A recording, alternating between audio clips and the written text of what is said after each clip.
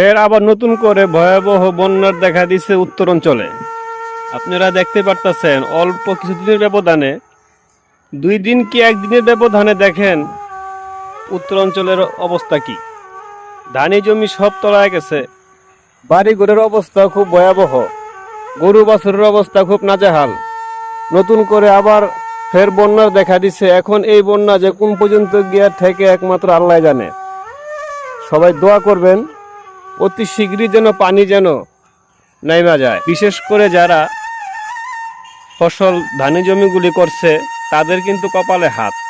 যদি আপনারা একটু খেয়াল করেন ভিডিওটা দেখেন, ধান লাগানো হয়েছে একেবারে কিন্তু পানির নিচে অলরেডি চলে গেছে বা যাইতেছে। ঠিক আছে, সবাই দোয়া করবেন অন্ততপক্ষে কৃষকের ফসল যেন রক্ষা হয়। ঠিক আছে, তা না হলে অবস্থা খুব ভয়াবহ।